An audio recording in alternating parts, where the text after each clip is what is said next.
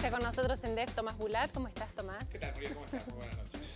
Bueno, por supuesto, en este programa en el que hablamos de Cuba no podía faltar, ¿no?, tu columna económica para, bueno, abordar precisamente ese ángulo, ¿no?, y las posibilidades de transformación que se visualizan en la isla. Sí, es interesante, digamos, porque justamente Cuba como modelo socialista quedan muy pocos países en el mundo, ¿no? Y de Cuba hay mucha más información, porque otro podría ser Corea del Norte, por ejemplo, pero en el cual no hay pretendida información. Sobre Cuba se sabe bastante.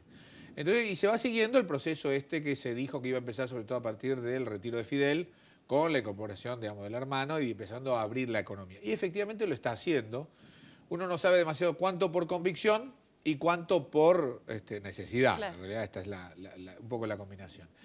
Mira, el Producto Bruto Interno de Cuba hoy es muy difícil calcularlo, ¿no? Por esta cuestión de que en realidad no hay precios. Entonces, ¿cómo lo calculás? Digo, ¿cuánto cuesta un corte de pelo? ¿Quién te lo hace? Es gratis, muy difícil hacerlo.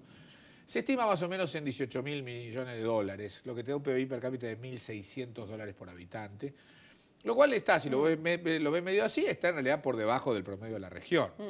Lo que pasa es que en realidad la cantidad de servicios que pueden comprar los cubanos con eso es más de lo que puede comprar, por ejemplo, un costarricense en Costa Rica.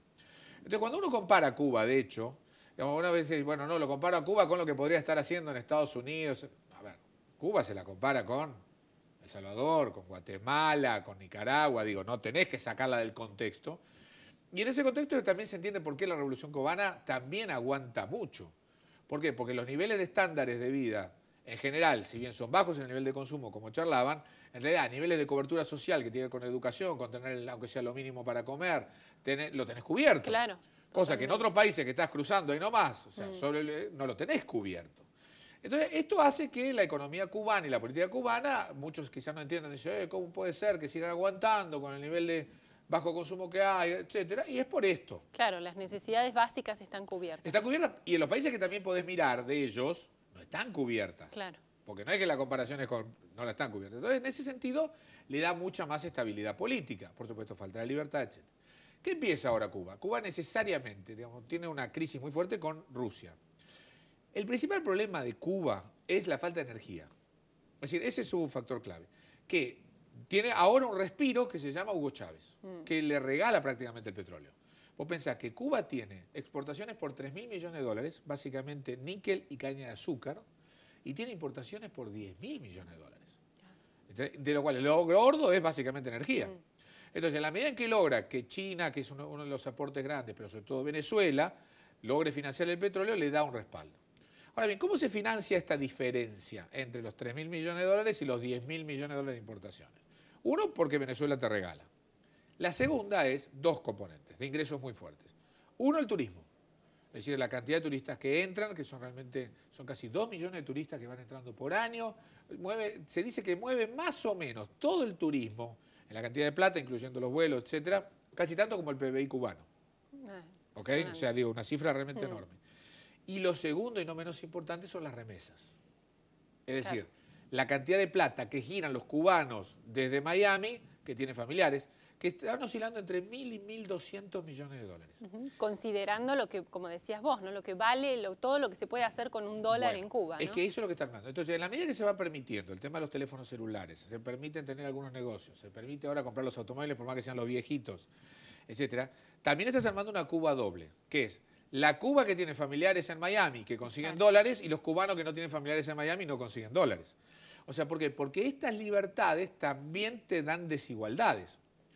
Ahora, también es cierto que empiezan a generar aumento de productividades fenomenales. Es decir, uno de los planes de Cuba es reemplazar la leche en polvo. No produce leche, empezar a producir leche y autoabastecerse de leche. Bueno, empezó este plan de, bueno, pueden tener vacas y pueden salir y venderlas. Mira, en ya 60 municipios de los 160 ya se autoabastece de leche. En solamente 4 años. O sea que vos estás liberándolo, es cierto, pero la gente empieza a producir, porque la capacidad de producción de Cuba es importante. Entonces era la persona esta que empieza a hacer su negocito, empieza a vender flores, y entonces la economía va levantándose. Ahora, con ese levantar te viene la inequidad. Claro. Totalmente. Necesariamente te viene la inequidad. Y bueno, hay que ver cómo lo maneja esto, y el gobierno es el desafío que va a tener de acá en adelante. Tomás, ¿y cómo es manejar un país con una economía en negro tan importante? Mira, lo mejor es blanquearla. O sea, la mejor forma de lo negro es blanquearla. Entonces, en la medida en que yo te permito a vos, por ejemplo, tener huertas y poder vender los productos, desapareció el mercado negro de las huertas. Licenciadamente prefiero hacerlo. ¿Para qué tengo que ocultarme? Es decir, en la medida que vos lo vas permitiendo, la economía en negro te va desapareciendo. En la medida en que también te permitas importar algunos bienes, la economía en negro te va desapareciendo. Es decir, siempre lo mejor es empezar a legalizar lo que sabemos que está funcionando. Esto es la forma de ir haciéndolo y que me parece bien que vayan yendo lentamente. Es decir, hay que recordar que Cuba lo que quiere es el modelo chino y no el modelo ruso. Es decir, empezar a liberarte económicamente, mantener el control político, pero no tengas tanto control político tal que la economía no te lo aguante y después estalle todo por los aires. Este es un poco el desafío de Cuba. Cuba ha tenido sus suertes, pero digo, si por ejemplo la suerte de Venezuela se le cambia y Venezuela de pronto Chávez no está más y el gobierno venezolano que viene no decide no darle gratis o en términos preferenciales el petróleo, Cuba va a tener una crisis muy importante. No puede pagar $100 el barril de petróleo. Claro, como la tuvo después de la caída de la Unión crisis Soviética, después de Rusia. ¿No? Entonces creo que se están preparando para esto. Una Cuba que tiene un potencial muy interesante. ¿Qué tiene qué? Muy buena formación de la gente, o sea, prácticamente no tenés analfabetismo. Hay una cierta conciencia social muy interesante respecto a los bienes, que te da una equidad social, pero tiene un problema de cultura de trabajo enorme. Claro. Es decir, la gente no está acostumbrada a trabajar. Claro, que es lo que le pasó, ¿no?, a los países de la ex Unión Soviética. Le preguntemos a los alemanes, ¿no?, por ejemplo, que luchan contra eso. Claro, la famosa frase en unos alemanes, ¿no?, que decían que eran pintores de Alemania del Este y dicen, ¿cuándo se termina la pintura? Porque ellos estaban acostumbrados a que pintaban 2 días y se acababa la pintura y no venían hasta dentro de 5 semanas. Y acá tenían pintura todo el tiempo, entonces los tipos desesperados como diciendo... Porque se van armando rutinas. Entonces, esto también es cierto, pero en la medida que vos vas liberando, y este es un desafío, que es el desafío que tiene China, que está teniendo India y todo lo demás, cuando vos liberás, la inequidad social rápidamente aparece. Entre aquellos que empiezan a trabajar, tienen más empuje, y aquellos que están o tienen peores ventajas. Entonces, esta inequidad va a ser el desafío también a la medida que se vaya liberando. Tomás, y te voy a aprovechar a vos que sos tan didáctico para que le puedas explicar a la gente en términos simples cuáles son las dificultades que le termina imponiendo el bloqueo de los Estados Unidos a Cuba para poder vivir, ¿no?, como un país normal, en definitiva, a su economía. Ninguna. El bloqueo de Cuba, el bloqueo de Estados Unidos a Cuba es algo que no tiene razón de ser. A ver, ya Obama le permitió la transferencia. Lo más importante que sale, digo, no hay empresas norteamericanas deseando enormemente ir a invertir a Cuba. Digo, lo que más le sirve es las remesas, eso está autorizado. Entonces después las inversiones de canadienses, de españoles, de todo, están todas. Las triangulaciones vía México existen todas. Sinceramente. Y las dificultades, por ejemplo, para poder importar medicinas, insumos básicos. básicos. En otros lugares, digo, a ver, el principal comercio es con Canadá. Canadá tiene las principales inversiones en Cuba. Digo, mira esto, si hay socio estratégico, ¿cuál es? Canadá, de Estados Unidos. El principal exportador a Cuba es Canadá. El principal inversor en Cuba es Canadá. El que tiene varias, digamos, entre la producción de níquel, etcétera, viste, se permitió en un momento compañías socias, parte del Estado, parte privada. La mayoría las tiene Canadá.